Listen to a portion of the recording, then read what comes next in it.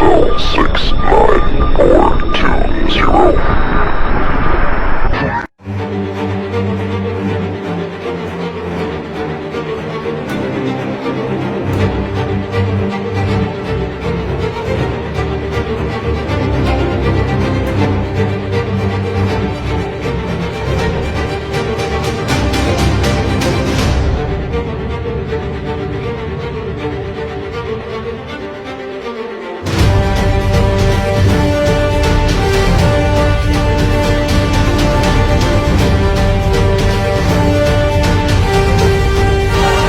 Bonjour les amis, j'espère que vous allez bien. Je suis Pascal Trefingui. On a Água Vermelha, pas au Brésil, dans l'état de Bahia.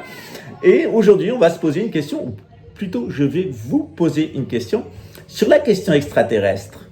Est-ce que vous avez des fêtes? Est-ce que vous avez peur du ridicule? Ou est-ce que c'est Hollywood qui vous impose une certaine vision?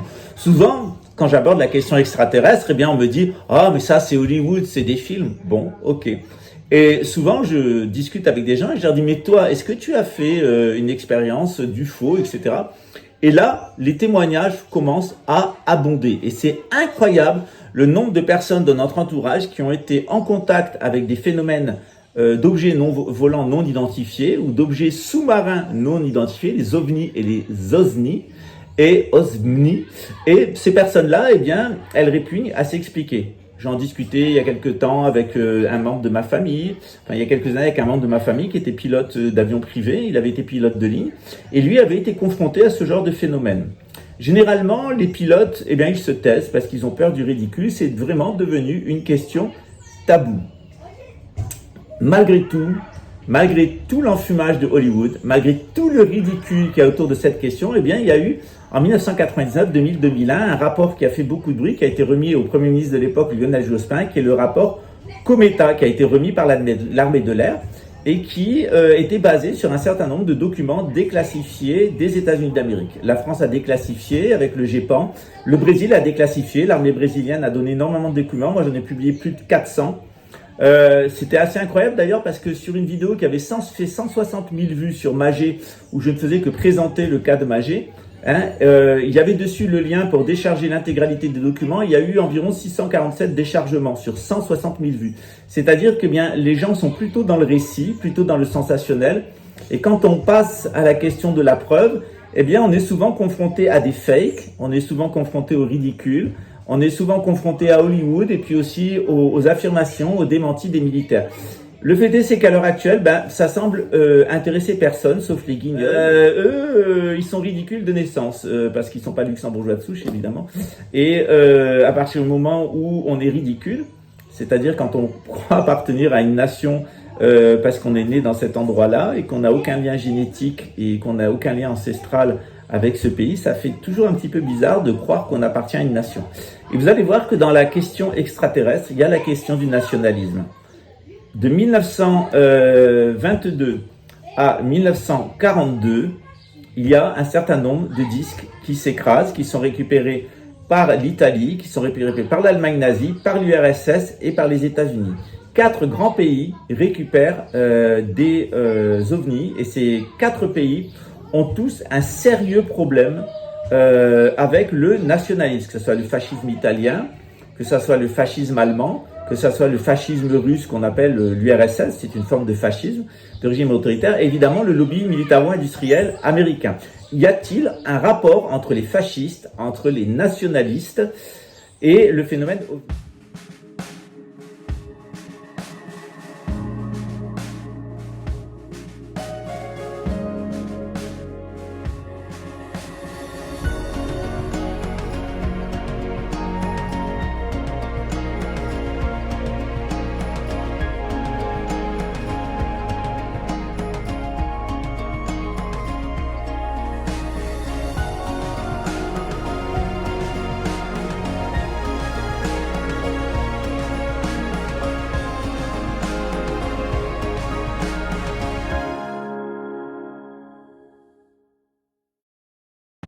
Eh bien, c'est ce sujet que j'aborderai dans un de mes livres qui s'appelle « Luxembourg de la monarchie à l'ignominie » où je vais mettre un petit chapitre sur les rapports du nationalisme avec la question extraterrestre. Évidemment, quand vous voulez vous discréditer dans un quelconque milieu, vous parlez de la question extraterrestre. Et pourtant, ici au Brésil, on a des généraux qui en parlent.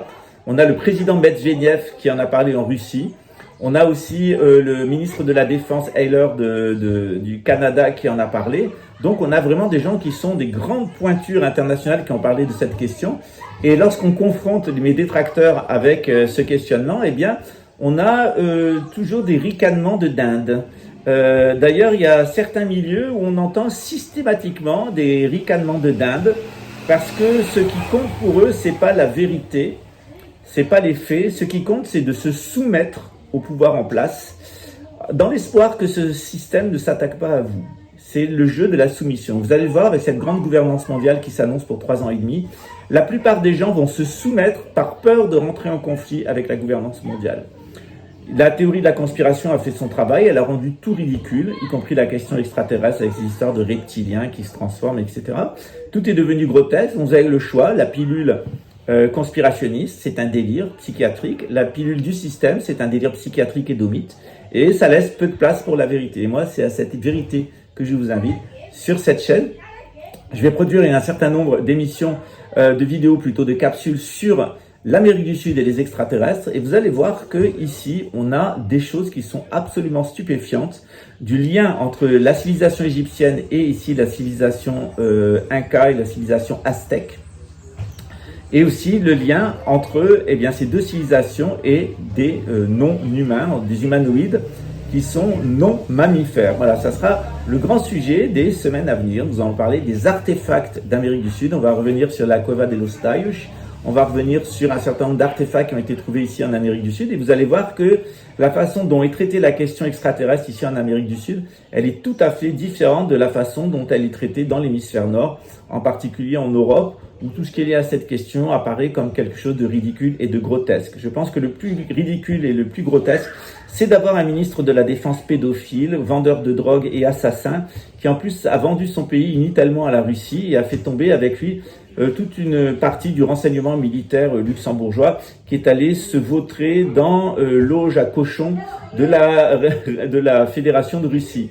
Évidemment, il s'était vautré dans l'auge à cochon du Kaiser et dans l'auge à cochon d'Adolf Hitler. Donc, il ne faut pas attendre de cochons qui se comportent autrement que dans des cochons. Heureusement, Luxembourg, c'est quand même un grand pays. Il y a des patriotes à Luxembourg. Il y a des gens qui aiment la famille grand-ducale. Il y a des gens qui aiment l'Église, qui sont profondément sémites. Et c'est à eux que je voudrais envoyer toutes mes amitiés. Souvent, on a l'impression que je critique les Luxembourgeois, mais pas du tout. C'est un peuple que j'aime beaucoup. Ceux que je critique, c'est les faux Luxembourgeois. C'est-à-dire les nationalistes, en particulier les précieuses ridicules d'origine italienne, les précieuses ridicules fils de carleurs qui ont honte d'avoir eu un père honnête et qui ont préféré travailler dans des réseaux d'assassinat, de trafic de drogue et de pédophilie en imaginant que ça allait leur régler une carrière et qu'ils allaient pouvoir avoir une vie merveilleuse d'opérations de chirurgie esthétique avec leurs transsexuels brésiliens importés au pays. Voilà. Évidemment, on est dans du grotesque et du ridicule permanent de tout ce qui touche à la sphère satanique. Ces gens-là sont grotesques et à Luxembourg, l'armée est devenue grotesque à cause d'un personnage grotesque à la tête de l'armée, de la sécurité intérieure, mais il n'y en a plus pour très longtemps. Comme je vous l'ai dit, il va y avoir un changement très important de gouvernement à Luxembourg. Vous allez voir que Luxembourg va se réaligner sur l'OTAN, se réaligner sur les États-Unis d'Amérique, et pour ce faire, il va falloir nettoyer maintenant l'armée luxembourgeoise, et j'en suis très content pour les Luxembourgeois, en particulier parce que ça va permettre de nettoyer l'armée comme a été nettoyée la police, la justice, la police judiciaire, le parquet, la magistrature et le service de renseignement de l'État luxembourgeois. On a un réalignement de Luxembourg sur les États-Unis, et ça c'est une bonne nouvelle parce que ça vaut aussi pour la question extraterrestre. Il y a quelques années, j'avais discuté avec des gens dans un poste assez élevé sur la question extraterrestre à Luxembourg. On a aussi des très bons militaires à Luxembourg, de bons généraux, et eux étaient tout à fait intéressés pour communiquer sur cette question.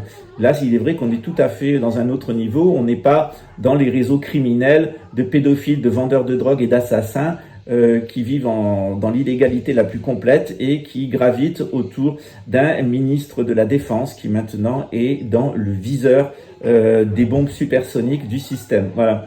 À très bientôt les amis, on se retrouve pour l'Amérique du Sud, et puis je vous parlerai d'une apparition d'OVNI qui a eu à Luxembourg.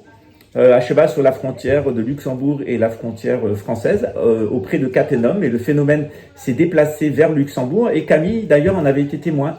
On était aussi allé voir un crop circle ensemble, et j'aimerais aussi vous partager eh bien, les bons côtés de Camille. C'était quelqu'un d'adorable, c'était quelqu'un de très drôle, vraiment moi j'étais un garçon sérieux, et Camille m'a appris à déconner, et c'était avec Camille le fou rire garanti. C'était un sacré numéro, ça je peux vous le dire. Et donc pour lui rendre hommage, bien, je vous raconterai quelques histoires avec lui, où vous verrez toute l'ampleur du personnage. Je reste très triste quand je pense à lui parce que j'aurais aimé que ça se passe pour lui différemment. Mais les assassins à l'intérieur du système luxembourgeois qui sont homophobes, qui sont antisémites, qui sont antimaçonniques et qui sont islamophobes en avaient décidé autrement. Voilà, pour se donner à eux-mêmes le signal peut-être pourrait-il empêcher leur destin en jetant dans le feu de Moloch une victime qui, elle, était vraiment étant luxembourgeoise. Eux ne le sont pas puisqu'ils n'ont pas de sang luxembourgeois. Donc, évidemment, c'est une nation artificielle créée par le nomadisme dévié. Voilà, on se retrouve bientôt pour de très belles émissions, puis avec quelques petits clins d'œil de temps en temps que je dois bien à Camille pour lui rendre hommage à sa mémoire. Et j'ai fait beaucoup de choses d'ailleurs en son nom ici, que ce soit l'éco-village ou Casaum à Sao Paulo. Il y a beaucoup de choses que j'ai fait en mémoire et en hommage à l'humour, à la gentillesse et à l'immense culture et l'immense cœur de Camille. À très bientôt, ciao.